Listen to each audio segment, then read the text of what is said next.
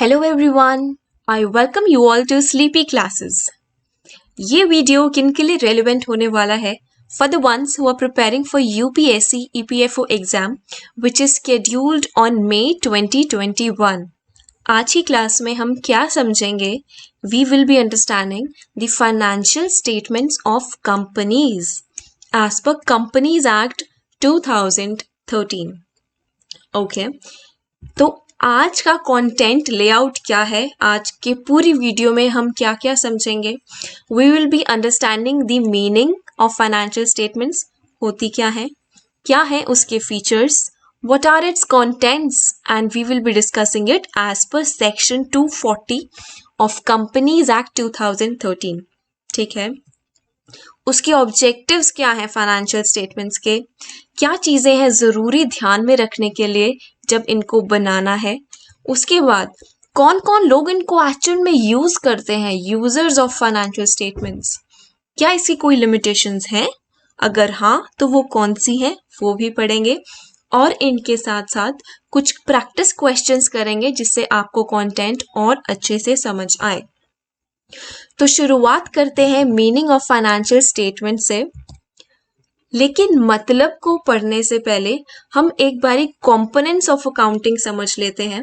ये हमने first video में किया था, लेकिन फिर भी एक क्विक रिवीजन लेते हैं सो दैट हमें मतलब फाइनेंशियल स्टेटमेंट्स का अच्छे से समझ आए। फर्स्ट प्रोसेस होता है किसी ट्रांजैक्शन को आइडेंटिफाई करना। अगर मैं एक टेबल को, फॉर एग्जाम्पल एक टेबल को मैं चाहती हूँ अपने बिजनेस के लिए परचेज करना, क्या करना, परचेज करना, तो ये है मेरी एक ट्रांजैक्शन।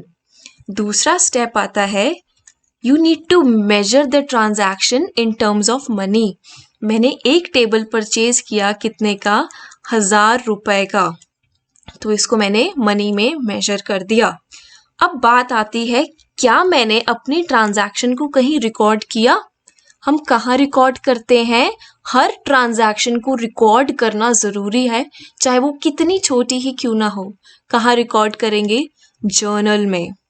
ठीक है, उसके बाद ज़रूरी नहीं है कि मैं पूरे साल में सिर्फ एक परचेज करूं, हो सकता है मैं पूरे साल में 10 परचेजेस करूं अलग अलग लोगों से। इसके लिए मुझे टेबल बनाना पड़ता है सो दैट मुझे एक प्रॉपर क्लैरिटी हो कि मैंने एग्जैक्टली कितने अमाउंट की परचेजेस करी हैं। तो एक पूरा टेबल होता है हमारा। ओके, उसके बाद यहाँ क्लासीफाई कहाँ किया जाता है इसको? लेजर में। उसके बाद you need to summarise it in what form? In form of trading account, in form of profit and loss account and balance sheet। और यही हमारी फाइनेंशियल स्टेटमेंट्स हैं। ठीक है, ट्रेडिंग अकाउंट में डायरेक्ट एक्सपेंसेस आएंगे, प्रॉफिट एंड लॉस में indirect, और बैलेंस शीट में एसेट्स एंड लायबिलिटीज। आज की क्लास में इनको अच्छे से हम समझेंगे। उसके बाद we need to analyse it कि हाँ मेरा कितना प्रॉफिट हुआ है, प्रॉफिट हुआ है कि लॉस हुआ है, वो उस चीज़ को हम एनालाइज करते हैं। नेक्स्ट स्टेप आता है इंटरप्रेट करने का। अब बारी आती है समझने की।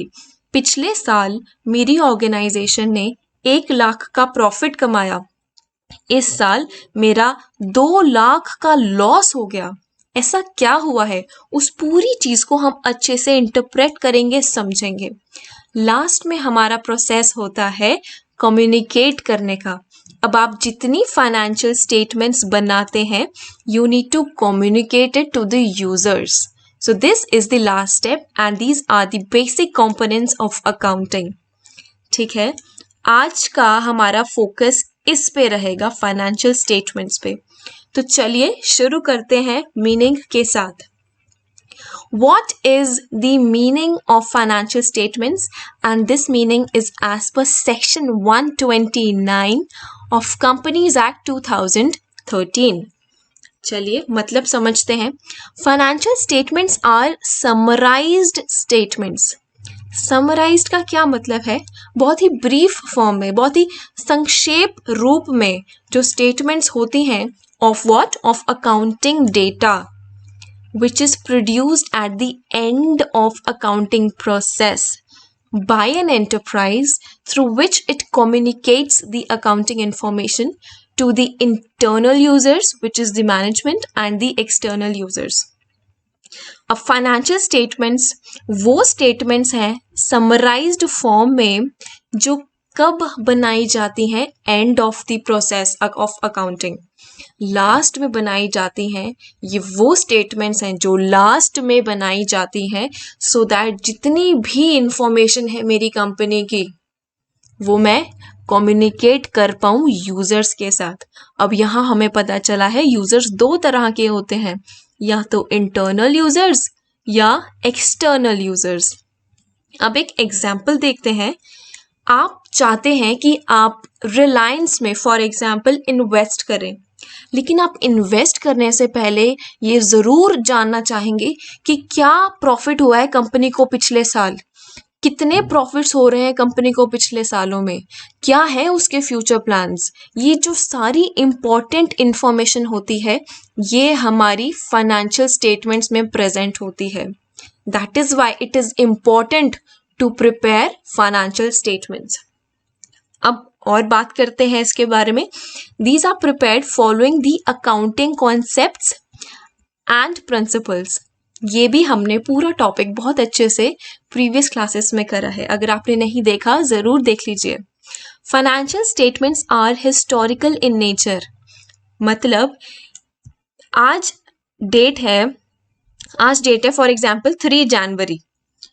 आज के दिन मैंने एक लैंड परचेज किया 3 लाख का, ठीक है. अगले साल भी जब मैं बैलेंस शीट बनाऊंगा तो इस अमाउंट को 3 लाख ही लिखूंगा. जिस डेट पे ये इवेंट हुआ है, जिस डेट पे ट्रांजैक्शन हुई है, उसी डेट की अमाउंट हमेशा लिखी जाती है, which means it is historical in nature, since they report the transactions of past period. I hope you are clear with the meaning of financial statements. Do take care of this point. It is as per section 129 of Companies Act 2013. Now let's understand the features of financial statements. First one is it is recorded fact. The term recorded facts means recording of the transactions that are based on evidences in the books of accounts. जो सच में transaction हुई है, असलियत में जो हुई है, वो ही हम रिकॉर्ड करते हैं, तभी इसको हम फैक्ट्स बोलते हैं. ठीक है. एग्जाम्पल देखते हैं. You may record the figures which are related to cash in hand. अभी आपके पास कितना कैश है, आपके बैंक में कितना कैश है, आपके कितने डेटर्स हैं, आपने कितनी सेल्स करी हैं, कितनी चीज़ें खरीदी हैं. ये सारी की सारी रिकॉर्डेड फैक्ट्स हैं और यही फाइनेंशियल स्टेटमेंट्स में रिकॉर्ड की जाती हैं. कभी कोई झूठ नहीं रिकॉर्ड किया जाएगा. जो भी एक्चुअल में ट्रांजैक्शन हुई है वो रिकॉर्ड करी जाएगी. I hope you are clear with the first point of recorded facts. Talking about the next point, accounting conventions. Conventions वो प्रथाएं जो फॉलो की जाती हैं किसी भी फाइनेंशियल स्टेटमेंट को बनाने के लिए. अब accounting conventions are followed while preparing financial statements. For example, on account of convention of materiality. इसमें हमने क्या पढ़ा था, जितनी भी मटेरियल इंफॉर्मेशन है, मतलब जितनी भी इम्पॉर्टेंट इंफॉर्मेशन है वो रिकॉर्ड करेंगे. All important information has to be disclosed to the users. इस कन्वेंशन के अकॉर्डिंग जितनी भी ज़रूरी इंफॉर्मेशन है you need to disclose it to the users. The use of accounting convention makes financial statements what? Reliable, understandable and comparable. Reliable मतलब हम इस पे भरोसा कर सकते हैं. अंडरस्टैंडेबल मतलब इसको समझ सकते हैं. कंपेरेबल मतलब हम इसको कंपेयर कर सकते हैं अपनी फाइनेंशियल स्टेटमेंट्स की पिछले सालों के साथ और किसी और कंपनी की फाइनेंशियल स्टेटमेंट के साथ. ठीक है, उम्मीद करती हूँ ये पॉइंट क्लियर है. अब चलते हैं नेक्स्ट पॉइंट की तरफ. Talking about the accounting concepts. Financial statements are prepared by following the accounting concepts. For example, under the going concern concept, इसमें हमने क्या पढ़ा था कि एक बिजनेस काफी सालों तक चलेगा, इस उम्मीद के साथ ही हम अपनी ट्रांजैक्शंस को रिकॉर्ड करते हैं। एग्जाम्पल देखते हैं, it is assume that the business shall continue for a long duration and because of this the provision of depreciation is maintained every year. ये बताती हूँ कैसे, पहले पूरा पढ़िए। Provision of depreciation is maintained every year from fixed assets, और यही बात है, the use of accounting concepts make the financial statements what, reliable, भरोसेमंद, अंडरस्टैंडेबल, समझने के लायक और कंपेरेबल। अब बात करते हैं क्या कैसे हो सकता है कि प्रोविजन ऑफ डेप्रिसिएशन हर साल बनाने से हम गोइंग कंसर्न कॉन्सेप्ट को फॉलो कर रहे हैं। डेप्रिसिएशन होती क्या है? आपने आज कोई भी एक चीज खरीदी, फॉर एग्जाम्पल आपने लैंड खरीदा, नहीं लैंड की बात नहीं करते, इसकी वैल्यू तो एप्रिशिएट होती है। आज आपने फॉर एग्जाम्पल कोई टैबलेट खरीदा आपकी ऑर्गेनाइजेशन के लिए और ये 1 लाख का आया, ठीक है, ये 1 लाख का आया। अब हर साल इसकी कीमत कम होती जाएगी, अगले साल 80,000 हो जाएगी, फिर एक बार ही होगा कि इसकी वैल्यू कुछ रहेगी नहीं। मैं ये उम्मीद करके चलती हूँ कि ये टैबलेट मुझे मेरी ऑर्गेनाइजेशन में सिर्फ 5 साल यूज होगा, उसके बाद ये डिस्कार्ड कर दूंगी, मैं इसको यूज नहीं करूंगी। तो जब ये 5 साल यूज होगा तो हर साल इसकी कितनी वैल्यू कम होगी? 1 लाख डिवाइडेड बाय 5, 20,000। हर साल 20,000 की मैं डेप्रिसिएशन करूंगी, लिखूंगी, सो दैट 5वें साल तक मेरी टैबलेट की वैल्यू निल हो जाएगी। ये 20,000 रुपये क्या करूंगी मैं? इनकी एक मैं प्रोविजन बनाऊंगी, मतलब अपने पास हर साल 20,000 जोड़ती जाऊंगी, सो दैट 5 साल बाद जब ये टैबलेट मेरा यूज में ना रहे तो मैं जितने पैसे मैंने बचाए हैं as terms of provision of depreciation, मैं उसका एक न्यू टैबलेट खरीद सकूं, इस उम्मीद के साथ कि 5 साल बाद भी मैं न्यू टैबलेट खरीदूंगी, अपनी ऑर्गेनाइजेशन को चलाऊंगी। That is why it is an example of going concern concept. I hope it is clear. Moving on to the next feature which is of personal judgements. जब कोई अकाउंटेंट फाइनेंशियल स्टेटमेंट बनाता है तो कई बार ऐसा होता है कि उसको अपनी पर्सनल जजमेंट यूज करनी पड़ती है फाइनेंशियल स्टेटमेंट को बनाने के लिए। फॉर एग्जाम्पल, अब जैसे हमने बताया कि डेप्रिसिएशन एक हर साल 20,000 है, इसका एक मेथड होता है कैलकुलेट करने का, और इसके कई मेथड्स होते हैं। जैसे ये स्ट्रेट लाइन मेथड था, वैसे ही रिटन डाउन वैल्यू मेथड होता है, तो कई मेथड है। अब अकाउंटेंट क्या करता है, अपनी सूझबूझ के हिसाब से the choice of selecting a method of depreciation is as per his personal judgment. या तो फिक्स्ड इंस्टॉलमेंट मतलब स्ट्रेट लाइन मेथड, या written down value method lies with the management. इसी की तरह similarly selection of the inventory valuation, अब इसके भी कई मेथड्स हैं, वो भी कौन डिसाइड करेगा? It is as per the personal judgement of the management. Okay, moving on to the next one, accounting standards. Accounting standards prescribed in Companies Act 2013 are mandatory to be followed. ये बहुत ज़रूरी है follow करने के लिए, to be followed while preparing financial statements. अगर इनको हमने फॉलो नहीं किया तो क्या होगा? जो मेरी फाइनेंशियल स्टेटमेंट्स हैं वो ट्रू और फेयर व्यू नहीं दे पाएंगी। अब अकाउंटिंग स्टैंडर्ड्स क्या है? इंटरनेशनल फाइनेंशियल रिपोर्टिंग स्टैंडर्ड्स ये बोलता है कि दुनिया की हर कंपनी एक तरीके से फाइनेंशियल स्टेटमेंट्स को बनाएगी। जब दुनिया की, आप सोचिए, हर कंपनी सिर्फ एक ही तरीका फॉलो करेगी, तो ये हो सकता है कि इंडिया की कंपनी यूएस की कंपनी से अपने जो फाइनेंशियल स्टेटमेंट्स हैं उसको कंपेयर कर सकती है। ठीक है, इससे कंपेरेबिलिटी, रिलायबिलिटी, अंडरस्टैंडेबिलिटी बढ़ती है अकाउंटिंग स्टैंडर्ड्स को फॉलो करने से, और ये हमें ट्रू एंड फेयर व्यू बताता है। Next is the feature is the source, it is a source of financial information. Obviously financial statements क्या देगा? फाइनेंशियल इंफॉर्मेशन ही तो देगा. So financial statements are source of financial information on the basis of which conclusions about the financial performance, which is profit and loss account, and financial position of the company, balance sheet about the company is displayed. क्या मतलब है, वो क्या कहना चाह रहे हैं? हमें फाइनेंशियल स्टेटमेंट से ही पता चलेगा कि मेरी कंपनी कैसा परफॉर्म कर रही है. अब वो कैसे पता चलता है? प्रॉफिट एंड लॉस की मदद से, प्रॉफिट एंड लॉस अकाउंट की मदद से. और मेरी कंपनी कहाँ स्टैंड करती है, क्या है उसकी फाइनेंशियल पोजीशन, ये कौन बताता है? ये मेरी बैलेंस शीट बताती है. I hope you are clear with the features of financial statements. Let's move on to the next topic, very important topic, the contents of financial statements. और ये कौन से सेक्शन के तहत प्रिपेयर होते हैं? As per section 240 of companies act 2013. ये आपको याद करना है. ठीक है, पहली बात करते हैं बैलेंस शीट की.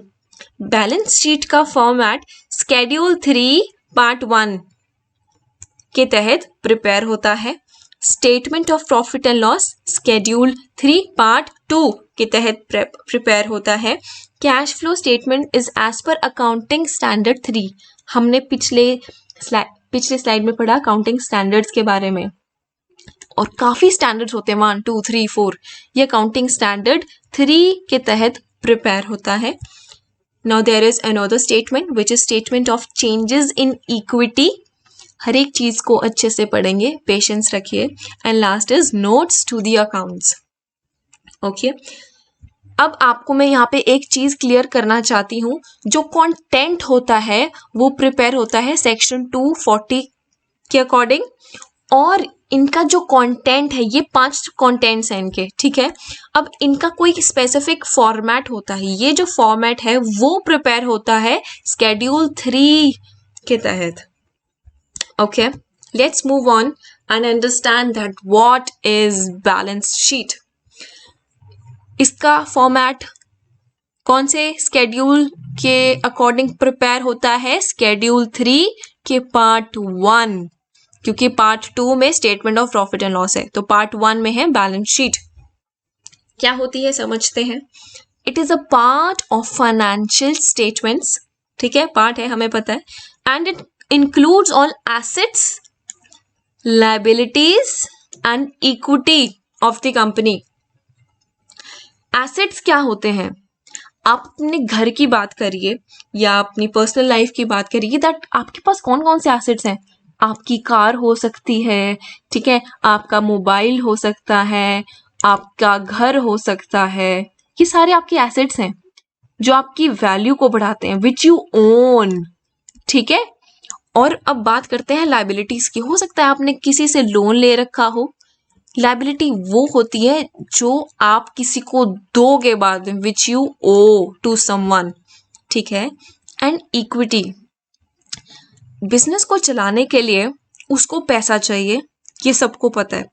वो पैसा लोग कंट्रीब्यूट करते हैं और उसको हम इक्विटी बोलते हैं. ठीक है, आपको समझ आ गया कि बैलेंस शीट इंक्लूड करती है assets which you own, liabilities which you owe, and equity of the company. Okay, it is called as statement of financial position, क्योंकि ये चीज ही तो हमें पोजीशन बताएगी. आपके पास कितने एसेट्स हैं, कितनी लायबिलिटीज हैं, यही तो आपकी पोजीशन डिसाइड करती है सोसाइटी में. वैसे ही कंपनी के पास कौन से एसेट्स हैं, क्या लायबिलिटीज हैं, यही उसकी पोजीशन डिसाइड करती है पूरी की पूरी मार्केट में, कंपटीशन में. ठीक है, नेक्स्ट पार्ट आता है. It shows the financial position of the company which means where it is standing. ये पॉइंट हमने अभी डिस्कस किया. एक बहुत इंपॉर्टेंट इक्वेशन है, आपसे ये पूछी जा सकती है, तो you must remember it. Balance sheet ना एक फॉर्मेट में प्रिपेयर होती है. ठीक है, सबसे पहले आएगा लायबिलिटी साइड, उसके बाद आएगा एसेट साइड. लायबिलिटीज में हमारी इक्विटी इंक्लूडेड होती है, तो जो इसका टोटल आता है लायबिलिटीज और इक्विटी का, फॉर एग्जाम्पल 1 लाख इसका टोटल आया, वही टोटल हमेशा एसेट्स का आएगा। अगर ये टोटल मैच नहीं किया मतलब आपने कहीं ना कहीं गलती की है। अगर आपने कहीं गलती नहीं की तो ये टोटल हमेशा मैच करेगा। एक साइड होती है लायबिलिटीज और इक्विटी, एक साइड होती है एसेट्स। तो इसकी इक्वेशन है assets is equals to liabilities plus equity. I hope you are clear with the meaning of balance sheet. अब एसेट्स क्या होते हैं, लायबिलिटीज क्या होती है, इक्विटी क्या होती है, आपको और अच्छे से समझ आएगा एग्जाम्पल्स के फॉर्म में। अब एक ऑर्गेनाइजेशन के पास कौन कौन से एसेट हो सकते हैं, उसके पास कितना पैसा है, उसके पास कितनी इन्वेंट्री है, मतलब उसके पास कितना स्टॉक है, उसको स्टॉक चाहिए ना गुड्स को प्रोड्यूस करने के लिए, वो कितना है उसके पास, ये भी उसका एसेट है। उसके पास कितने प्लांट्स हैं, कितनी मशीनरीज हैं, सो दैट मैं अपना कोई भी प्रोडक्ट है उसको प्रोड्यूस कर सकूं। ये सारे मेरे एसेट्स हैं विच आई ओन। ओके, अब लाइबिलिटीज क्या होती हैं, विच आई ओ टू समवन, जो मुझे किसी को देना है, मुझे किसी को इंटरेस्ट पे करना है, मुझे किसी को रेंट पे करना है, मैंने किसी से लोन लिया है, मुझे उसको लोन पे करना है। So this is our liability and this is something that we owe to an outsider. Okay, coming on to the equity. आपको जैसे बताया कि एक बिजनेस को चलाने के लिए लोग क्या करते हैं, उस बिजनेस में अमाउंट को इन्वेस्ट करते हैं। ठीक है, अमाउंट आ रही है एक पूरी ऑर्गेनाइजेशन में, तो या तो वो शेयर्स खरीद सकते हैं या डिबेंचर्स खरीद सकते हैं। ठीक है, तो इक्विटी के पास कौन कौन से होते हैं, या तो शेयर कैपिटल होगा या रिजर्व्स एंड सरप्लस होगा। ठीक है, रिजर्व्स एंड सरप्लस हमारा कहाँ से आता है, प्रॉफिट एंड लॉस में। अगर मेरा प्रॉफिट आया, ठीक है, तो वो मेरा सरप्लस होगा, अगर मेरा लॉस आया तो मैं उसको लॉस लिखूंगी। ठीक है, और इक्विटी में से माइनस करूंगी, प्रॉफिट आया तो उसको मैं ऐड करूंगी। ठीक है, ये है हमारा एग्जाम्पल एसेट्स, लायबिलिटीज, इक्विटी का। अब दिखती कैसी है बैलेंस शीट, ये भी डिस्कस कर लेते हैं। सबसे पहले जैसे आपका नाम आएगा कंपनी का, बैलेंस शीट एज एट, इस साल के एंड में 31 मार्च जनरली हर अकाउंटिंग पीरियड क्लोज होता है, 31 मार्च 2021 को ये बैलेंस शीट शो होगी। ठीक है, उसके बाद पर्टिकुलर्स की बात करते हैं। हाँ, तो सबसे पहले आएगा मेरे पास इक्विटी एंड लायबिलिटी। आपको जैसे मैंने बताया इसमें काफी टर्म्स हैं, शेयर होल्डर्स के फंड, शेयर कैपिटल क्या होती है, रिजर्व्स एंड सरप्लस क्या होते हैं, money received against share warrants, share application, money pending allotment. अब लायबिलिटीज भी आती हैं यहाँ पे। लायबिलिटीज दो तरह की हमेशा ध्यान रखिए, और एसेट्स भी दो तरह के हमेशा ध्यान रखिएगा, नॉन करंट और करंट। करंट मतलब एक साल के लिए, नॉन करंट मतलब एक साल से ज्यादा के लिए। तो इसमें अगेन 4-5 है, इसमें 4 पार्ट्स हैं। एसेट्स की बात करें तो एसेट्स भी दो तरह के होते हैं, नॉन करंट मतलब long term which means more than 1 year. ठीक है, हमारे पास फिक्स्ड एसेट्स होते हैं, non current, deferred, long term loans and advances. ठीक है, नॉन करंट एसेट्स और करंट एसेट्स, ये सारी की सारी टर्म्स हम अपकमिंग वीडियोस में डिस्कस करेंगे। तो आपको अभी सिर्फ इसका एक फॉर्मेट ओवरलुक करना है कि सबसे ऊपर आएगा इक्विटी एंड लायबिलिटी, फिर आएगा एसेट्स, और इनका जो टोटल है ये देखिए, जो ये टोटल है और जो ये टोटल है हमेशा हमेशा ये सेम होगा। अगर ये सेम नहीं हुआ तो इसका मतलब आपने कहीं गलती करी है। ठीक है, तो ये ऐसी दिखती है बैलेंस शीट, हमेशा वर्टिकल फॉर्म में दिखेगी, हमेशा ये वर्टिकल फॉर्म में दिखेगी। तो पहले इक्विटी एंड लायबिलिटी आएगा, उसके बाद एसेट आएगा। तो देखिए ये है वर्टिकल फॉर्म। अब बात करते हैं statement of profit and loss. ये प्रिपेयर होता है स्केड्यूल 3 के पार्ट 2 के तहत। बैलेंस शीट प्रिपेयर होती है स्केड्यूल 3 पार्ट 1 के तहत। Okay, statement of profit and loss ये क्या बताएगा? It is a part of financial statements, includes all the incomes and expenses of the company. अगर मैं आपसे ही पूछूं कि देखो मैंने एक चीज को बेचा 100 रुपए का, ठीक है, मैंने उसको सेल किया 100 रुपए का और वो मेरे को पड़ी थी 80 रुपए की, तो बाकी मेरे पास कितने पैसे बचे, प्रॉफिट मेरा कितना हुआ, 20 रुपए। तो ये मेरी इनकम थी 100 रुपए की, इसमें से मैंने अपने एक्सपेंसेस जितने हुए थे वो कम कर दिए, जो मेरे पास बचा वो है प्रॉफिट। तो यही तो है statement of profit and loss, इसमें सारी इनकम्स आएंगी और सारे एक्सपेंसेस आएंगे कंपनी के। This is also called as income and expenditure statement, ठीक है। इनकम एंड एक्सपेंड, आपको नाम दूसरा पलट के भी पूछा जा सकता है, आपको ध्यान रखना है, इसको इनकम एंड एक्सपेंडिचर स्टेटमेंट भी बोला जाता है। Now it shows what, it shows financial performance of the company, कैसा परफॉर्म कर रही है, कितना प्रॉफिट दे रही है, performance of the company which means it's profitability, ठीक है। प्रॉफिट एंड लॉस मेरा परफॉर्मेंस बताएगा, ठीक है। बैलेंस शीट मेरी पोजीशन बताएगी, ओके। प्रॉफिट एंड लॉस मेरा इनकम्स एंड एक्सपेंसेस बताएगा, बैलेंस शीट मेरी एसेट्स एंड लायबिलिटीज बताएगी, लायबिलिटीज में हमारी इक्विटी भी आती है, ठीक है। नेक्स्ट पॉइंट देखते हैं, it shows the companies ability और इनएबिलिटी टू जनरेट प्रॉफिट, क्या मेरे पर प्रॉफिट हो रहे हैं, क्या मैं जनरेट कर पा रहा हूँ या मैं नहीं कर पा रहा हूँ profits generate, by increasing the revenue, reducing cost, या दोनों। अब प्रॉफिट को मैं कैसे बढ़ाऊं, देखो इस यही एग्जांपल देखते हैं, प्रॉफिट को मैं कैसे बढ़ा सकती थी, या तो मैं सेल वैल्यू को 110 कर सकती थी और 80 रुपये माइनस करके प्रॉफिट मेरा 30 रुपये आ जाता, या मैं 100 रुपया ही रहने देती अपना सेलिंग प्राइस, माइनस करती एक्सपेंसेस को और कम कर देती और कॉस्ट कटिंग कर देती 70 रुपये, तब भी मेरा प्रॉफिट 30 बढ़ जाता। तो you can either increase the revenue या रिड्यूस द कॉस्ट, या दोनों तरीकों से, ठीक है।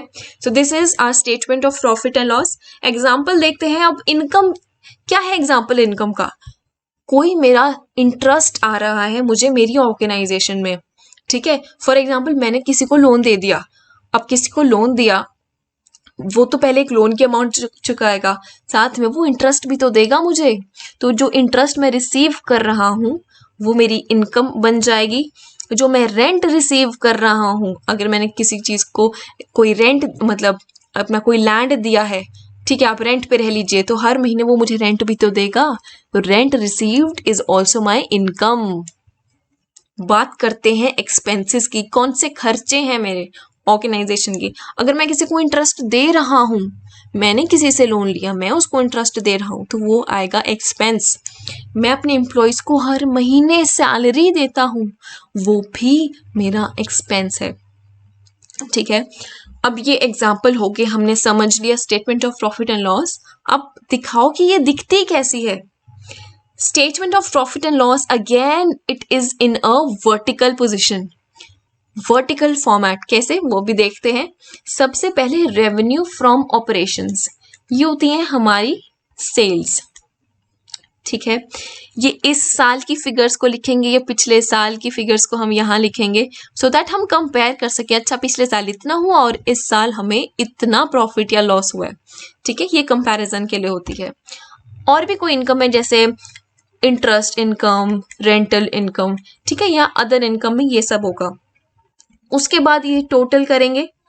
फिर एक्सपेंसेस भी कई तरह से होते हैं, या तो cost of materials consume, purchases, ये सब हम डिस्कस करेंगे अपकमिंग वीडियोस में। देखिए यहाँ पे depreciation is also an expense, हमने आज समझा। और जितने भी तमाम खर्चे हैं इन सब को टोटल करेंगे और इसको देखिए, इसको और इसको माइनस करेंगे तो हमारा आएगा प्रॉफिट बिफोर टैक्स, ठीक है, प्रॉफिट बिफोर टैक्स। फिर टैक्स को माइनस, क्योंकि टैक्स भी तो हर साल हमें देना है, टैक्स को माइनस करने के बाद प्रॉफिट एंड लॉस कितना आया वो हम यहाँ लिख देंगे, ठीक है, हमारा वो यहाँ और यहाँ हम उसको शो कर देंगे। तो ये है हमारा statement of profit and loss. ये भी हमेशा साल के एंड में बनती है, ओके। अब आपने ध्यान रखना, ये नोट नंबर नोट नंबर ही क्या चीज़ है? हमने कंपोनेंट पढ़ा था, कंटेंट पढ़ा था फाइनेंशियल स्टेटमेंट्स का, नोट्स टू अकाउंट्स। तो revenue of operations number 1, other income number 2, इसकी ना विद इन कुछ ना कुछ कैलकुलेशंस होती हैं। हम यहाँ सिर्फ एंड में जो हमारी फिगर आती है ना वो लिखते हैं, लेकिन जो विद इन कैलकुलेशंस होती है ना वो नोट नंबर में आती है, नोट्स टू अकाउंट्स में आती है, आगे हम पढ़ेंगे। आप बस ये पॉइंट को ध्यान रखना, ठीक है। अब बात करते हैं फॉर्मेट ऑफ फाइनेंशियल स्टेटमेंट्स का। हम फाइनेंशियल स्टेटमेंट्स आज का टॉपिक है कंपनीज के लिए, तो ये हमेशा वर्टिकल फॉर्मेट में होता है। देखिए बैलेंस शीट जब हमने पढ़ी तो यहाँ लायबिलिटीज प्लस इक्विटी आई, उसकी जितनी अमाउंट आ गई वो आ गई, उसके बाद एसेट्स आ गए, ठीक है, उसकी भी जितनी अमाउंट थी। तो ये हमारा एक वर्टिकल फॉर्मेट है। प्रॉफिट एंड लॉस में भी सबसे पहले हमने इन रेवेन्यू बताया, फिर उसके बाद एक्सपेंसेस बताए, फिर उसके बाद प्रॉफिट या लॉस जो भी है। तो ये भी हमारा एक वर्टिकल फॉर्मेट है। कंपनीज के लिए हमेशा वर्टिकल फॉर्मेट होगा, ध्यान रखना, ये क्वेश्चन आ सकता है। लेकिन दूसरी साइड अगर पार्टनरशिप है, सोल प्रोप्राइटरशिप है, सोल प्रोप्राइटरशिप मतलब कोई एक बंदा अपना बिजनेस चला रहा है, या not for profit organisation NPO है, ठीक है, तो उसके लिए हॉरिजॉन्टल फॉर्मेट बनेगा। वो कैसे बनता है? बैलेंस शीट कैसे बनेगी? सबसे पहले यहाँ आएंगी हमारी लायबिलिटीज एंड इक्विटी, उसके बाद यहाँ आएंगे हमारे एसेट्स। ये देखिए ये हो गया ना हॉरिजॉन्टल। ऐसे ही प्रॉफिट एंड लॉस, यहाँ पे एक्सपेंसेस आएंगे और यहाँ हमारी इनकम्स आएंगी। ये देखिए ये भी हमारा हॉरिजॉन्टल है format. The format of financial statements for companies is what? Vertical. For partnership, sole proprietorship and NPO, it is horizontal. Okay. Now, let's move on to the next content, and that is cash flow statement. आप नाम से ही इसको समझिए, जहां cash का flow है, सिर्फ वो इवेंट्स, वो ट्रांजैक्शंस आएंगी जिसमें सिर्फ कैश है। अगर आपने किसी को उधारी पे सामान दिया है, मतलब क्रेडिट पे दिया है, तो वो नहीं आएगा, सिर्फ कैश ट्रांजैक्शंस। अब फ्लो का क्या मतलब है? या तो वो फ्लो इन कर सकता है या वो आउटफ्लो हो सकता है। वो statement it is prepared as per accounting standard 3 क्या होती है समझते हैं। It is a statement that shows the flow of cash. Inflow भी हो सकता है and outflow भी हो सकता है during an accounting year. हमेशा एक अकाउंटिंग पीरियड 1 अप्रैल से स्टार्ट होता है और अगले साल 31 मार्च को ख़त्म होता है। हमारी फाइनेंशियल स्टेटमेंट्स भी हर साल बनती हैं और 1 अप्रैल से शुरू होती हैं, 31 मार्च को ख़त्म होती हैं, ठीक है। Next is transactions that increase cash and cash equivalents are cash inflow. cash equivalents क्या होते हैं ये हम समझेंगे, लेकिन जो चीजें मेरे कैश को बढ़ाती हैं वो होती हैं कैश इनफ्लोज। जो ट्रांजैक्शंस मेरे कैश और कैश इक्विवेलेंट्स को कम करती हैं वो होती हैं मेरी कैश आउटफ्लोज, ठीक है, कैश आउटफ्लोज। अब कैश इक्विवेलेंट्स क्या होते हैं? मेरा बैंक का बैलेंस कितना है, मेरे हाथ में कैश इन हैंड वो तो हमारा कैश है, लेकिन बैंक में भी तो मेरा बैलेंस है कोई, वो कैश इक्विवेलेंट होगा। मार्केटेबल सिक्योरिटीज, वो सिक्योरिटीज, वो शेयर्स जो हम मार्केट में बेच के 3 महीनों में, 3 मंथ्स में उसको कन्वर्ट कर सकते हैं कैश में, ये होती है हमारी मार्केटेबल सिक्योरिटीज। देखो सिर्फ 3 महीने में हम कर सकते हैं, तो ये हम इसको कैश इक्विवेलेंट ही, कैश के जैसा ही समझेंगे, ठीक है। अब कैश फ्लो स्टेटमेंट में क्या स्टेटमेंट मतलब इसमें कौन सी एक्टिविटीज शो होती हैं? 3 तरह की एक्टिविटीज, ऑपरेटिंग, इन्वेस्टिंग और फाइनेंसिंग। अब ये एक्टिविटीज क्या होती हैं, चलिए इनको समझते हैं। ऑपरेटिंग एक्टिविटीज, जो business day to day operate करता है ना, डे टू डे उसके जितने ऑपरेशंस होंगे, किसी से सामान खरीद लिया, किसी को बेच दिया, किसी को इंटरेस्ट देना था, ये सब डे टू डे जितनी भी एक्टिविटीज हैं, these are the activities related to day to day operations of the business, वो सारी की सारी ऑपरेटिंग एक्टिविटीज में आएंगी। और these are the principal revenue generating activities, क्योंकि यहाँ हमारी सेल्स भी इंक्लूड होती है कि हाँ हम हर बारी बिजनेस में कितनी बार रोज की रोज सेल करते हैं, डे टू डे है, और ये प्रिंसिपल रेवेन्यू जनरेटिंग एक्टिविटीज हैं। ठीक है, अब बात करते हैं इन्वेस्टिंग एक्टिविटीज। अगर आपने कहीं इन्वेस्ट किया है, किसी कंपनी के शेयर्स खरीदे हैं, तो आप इसको बेटर रिलेट कर पाएंगे। अगर नहीं भी आता, आप खुद को सोचिए, आप एक इन्वेस्टर हैं, आपके पास पैसा है और आपने उसको कहीं इन्वेस्ट करना है, या तो आप कोई चीज को परचेज करेंगे या शेयर्स को बाय करेंगे, है ना। तो these are the activities which are related to acquisition. क्या तो मैं उसको खरीदूंगी या मैं उसको बेचूंगी। जितनी भी एक्टिविटीज किसी asset I am repeating again and again, asset and investment को या तो परचेज करने से या उसको डिस्पोजल करने से रिलेटेड हैं, वो सारी हमारी इन्वेस्टिंग एक्टिविटीज हैं। I hope it is clear. Now let's move on to the financing activities. Finance, हर बिजनेस को चलाने के लिए क्या जरूरी है? फाइनेंस।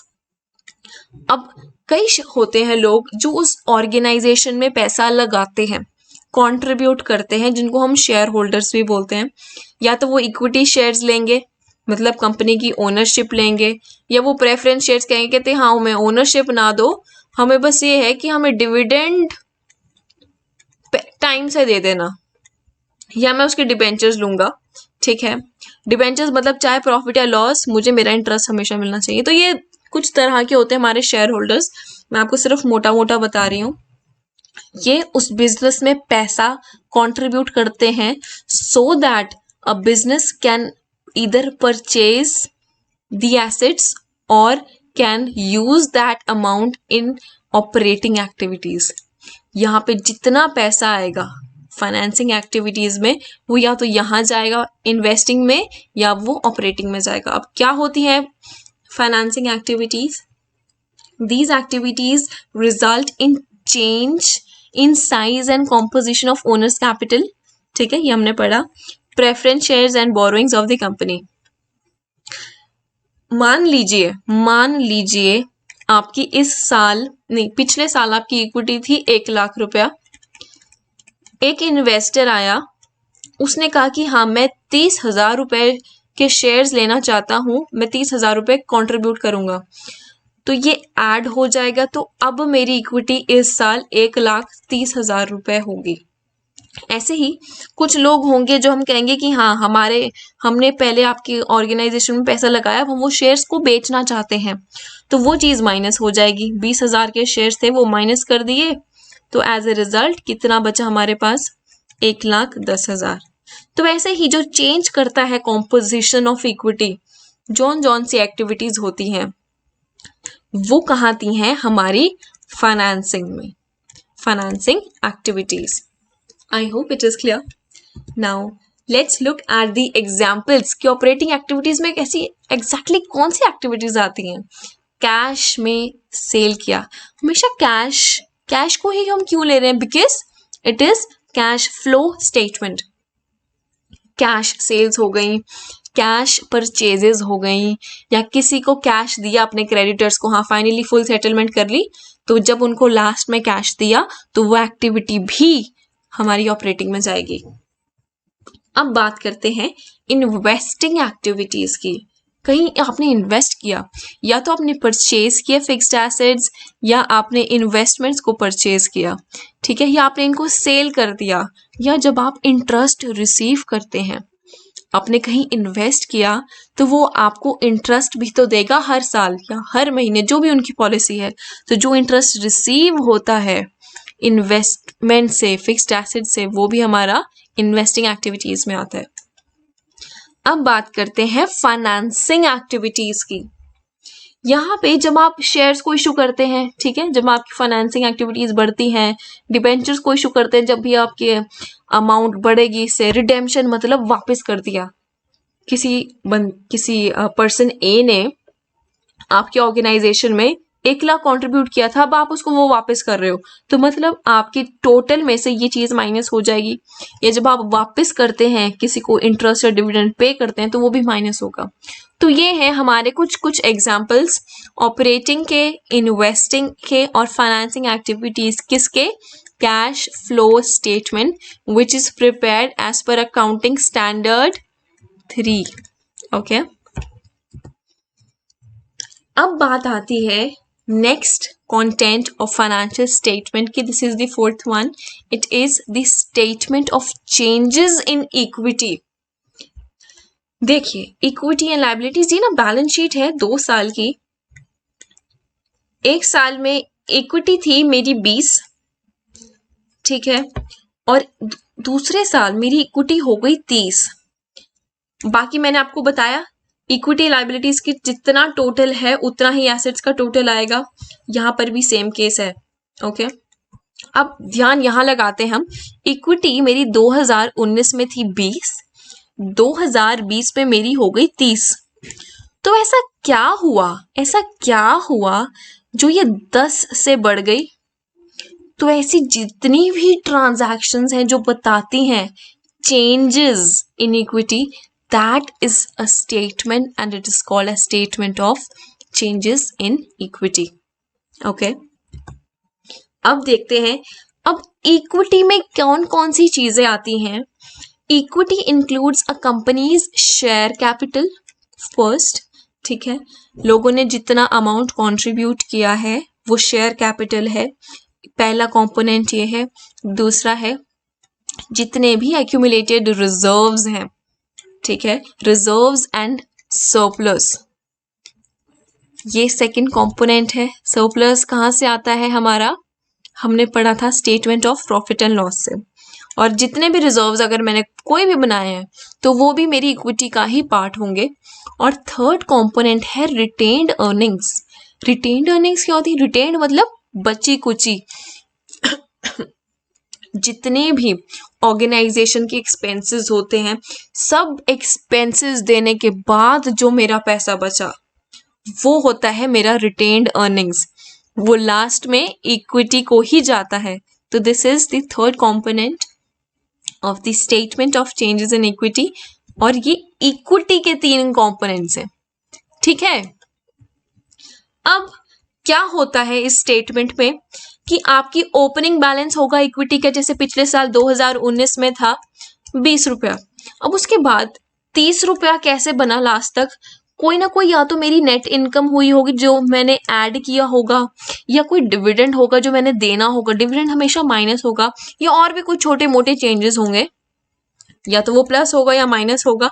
तो ऐसे कोई ना कोई जो चेंजेस होंगी वो सारी मेरी statement of changes in equity में आएगी, और एज अ रिजल्ट मेरा क्लोजिंग बैलेंस आएगा।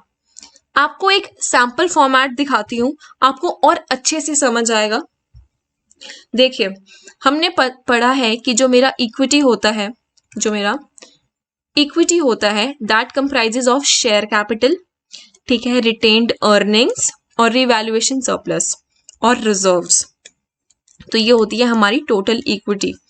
अब देखते हैं opening balance. This is our opening balance, मेरा है 10,000 रुपए, ठीक है। उसके बाद मैंने और शेयर्स इशू कर दिए, मतलब अब और इन्वेस्टर्स को बोला कि और पैसा लगाओ मेरी ऑर्गेनाइजेशन में, ठीक है, उन्होंने 2,000 रुपए दे दिया, तो ये चीज ऐड हो गई, ठीक है। अब उसके अलावा इनकम आई साथ से, ये statement of profit and loss से आएगी। ये सरप्लस है मेरा, तो दैट्स वाई ये प्लस होगा, 500 प्लस कर दिया। उसके बाद डिविडेंड आप हमेशा इक्विटी से ही दोगे, मतलब यहां से पैसा जाएगा, तो ये माइनस होगा, that's why it is in brackets, ठीक है। सब एडिशन सब्सट्रैक्शन करके जो अमाउंट आती है that is our closing balance, ठीक है। This is our closing balance of equity. तो एक सैम्पल सा फॉर्मेट है कि कैसे दिख सकती है statement of changes in equity. I hope it is clear. अब लास्ट आता है हमारा fifth point, that is this is the last content of financial statements. It is notes to accounts. What it is the statement which is attached to the financial statements. ठीक है, financial statements के साथ कोई ऐसी statements हैं जो हम जोड़ते हैं जो कि इंपॉर्टेंट इंफॉर्मेशन डिस्क्लोज करती हैं। क्या होता है? It contains the details of the items of balance sheet and profit and loss account. ये ना मैं आपको याद कराती हूँ, मैंने आपको कहा था कि ये आप चीज़ याद करना, आगे जाके आपको मैं बताऊंगी। ये देखिए नोट नंबर, हर एक जो आइटम है या तो बैलेंस शीट है या प्रॉफिट एंड लॉस है, हर एक आइटम की विद इन जो कैलकुलेशंस होंगी ये सारे नोट्स टू अकाउंट्स में आ गए, और हर लास्ट में जो अमाउंट आती है वहाँ वो हम फाइनल अमाउंट को यहाँ लिखते हैं। ठीक है, हमने क्या पढ़ा? It contains the details of items of balance sheet and profit and loss account. दिखाऊं कैसे? जब आपने कैश या कैश इक्विवेलेंट्स को आपने देखना है, और आप हमेशा ना ये वाली फिगर लिखेंगे लास्ट में जो आई, उसके पहले कुछ कैलकुलेशंस होती हैं। कैश एंड कैश इक्विवेलेंट्स में कैश इन हैंड मेरे पास थे 10,000, आपने उसको ऐड किया बैंक बैलेंस से जो कि था 1 लाख। तो अब जो फाइनल अमाउंट आएगी ये जाएगी मेरी बैलेंस शीट में। ये छोटी मोटी कैलकुलेशंस नहीं जाएंगी, इस छोटी मोटी कैलकुलेशंस के लिए मेरे नोट्स टू अकाउंट्स बनते हैं। ठीक है, सेम है यहाँ शेयर कैपिटल, जो कि पार्ट है किसका? इक्विटी का। 3 तरह से कैपिटल हो सकती है, या तो वो ऑथराइज्ड है, या वो इश्यू है, या वो सब्सक्राइब्ड है। क्या होते हैं ये? ऑथराइज्ड, मेरी ऑर्गेनाइजेशन को बस मैक्सिमम वो इतनी कैपिटल ऑथराइज कर सकती है, इतनी कैपिटल वो इशू कर सकती है, हाँ बस इससे ज्यादा नहीं। अगर किसी को इन्वेस्ट करना है तो वो मैक्सिमम कितना कर सकता है मेरी ऑर्गेनाइजेशन में, ये बताता है ऑथराइज्ड कैपिटल 1 लाख। ठीक है, अब मैक्सिमम लिमिट है ये जैसे मेरी, उसमें से मैंने एज ए कंपनी कितना बोला लोगों को, कितना इन्वेस्ट करो? 90,000। उस 90,000 में से लोगों ने एक्चुअल में कितना खरीदा? सिर्फ 75,000, 75,000। तो ये जो सब्सक्राइब्ड कैपिटल है यही हमारी फाइनल फिगर होगी जो हमारी इक्विटी में जाएगी। समझ रहे हैं? ये होते हैं हमारे नोट्स टू अकाउंट्स। ठीक है, क्या बताते हैं ये? It contains the details of items, पूरी अच्छी डिटेल्ड इंफॉर्मेशन बताते हैं items of balance sheet and profit and loss account. Second is it shows also the significant accounting policies which are followed. जैसे मैं कोई एक पर्टिकुलर मेथड फॉलो कर रही थी इतने सालों से डेप्रिसिएशन के लिए, लेकिन इस साल मैंने वो मेथड को चेंज किया, तो वो जो इम्पोर्टेंट चीज है ये मैं मेंशन करूंगी नोट्स टू अकाउंट्स में, that you have changed the method of depreciation. और तमाम दूसरी इंपॉर्टेंट इंफॉर्मेशन, एडिशनल इंफॉर्मेशन जो कि रिक्वायर्ड है कि हाँ you have to disclose it as per schedule 3 of companies act 2013। ये सारी की सारी इंफॉर्मेशन आप नोट्स टू अकाउंट्स में शो करते हैं। तो हमने कितने तरह के कंटेंट्स पढ़े? सबसे पहले हमने पढ़ा बैलेंस शीट, दूसरे में पढ़ा हमने profit and loss account, statement of profit and loss account, तीसरे में पढ़ा हमने कैश फ्लोज, फोर्थ में पढ़ा statement of changes in equity, and fifth one is notes to accounts. तो ये है हमारे कंटेंट्स ऑफ फाइनेंशियल स्टेटमेंट्स। अब हमने कई सेक्शंस पढ़े थे 3। ठीक है, ये स्लाइड बहुत इंपॉर्टेंट है, आपको ये एक PYQ में आ रखा है। ठीक है, इसको अच्छे से पढ़ो। जब आपको बताया जाए that you need to prepare financial statements, तो वो कौन से सेक्शन में होगा? हमेशा याद रखना, सेक्शन 129 ऑफ कंपनीज एक्ट 2013। ठीक है, जब इन फाइनेंशियल स्टेटमेंट्स के कंटेंट्स की बात हो तो वो कहाँ होगा? Section 240 of companies act 2013। ठीक है, अब जब इस कंटेंट के फर्दर फॉर्मेट क्या होगा ये कौन बताता है? Schedule 3 of companies act 2013। I hope it is clear. जब प्रिपेयर करना है सेक्शन 129, जब कंटेंट्स की बात है तो सेक्शन 240, और जब इस कंटेंट के फर्दर फॉर्मेट की बात करें तो स्केड्यूल 3। ठीक है, अब एक क्वेश्चन है, ये PYQ है, आपको मैं इसका आंसर नहीं दूंगी, आपको इसका आंसर कमेंट्स में बताना है, और ये हमने अभी पढ़ा है just. Okay, so the question is, under which schedule of companies act 2013 the format of financial statements are prescribed? The format of financial statements are prescribed. Okay, so this is the hint. Is it schedule 1? Is it schedule 2 or 3 or 4? You need to answer this. Where? Answer this in comments. Okay. So this was all for today's video. I really hope that you have learned something from the video. In case you did, just hit the like button. और कुछ topics हैं हमारे छुटपुट से बचे हुए, इसके objectives, essentials, users and limitations जो हैं तो इम्पोर्टेंट, लेकिन हम उनको नेक्स्ट वीडियो में कवर करेंगे. So stay tuned and make sure that you subscribe the channel. With this I wish you all the best for your exams and take care.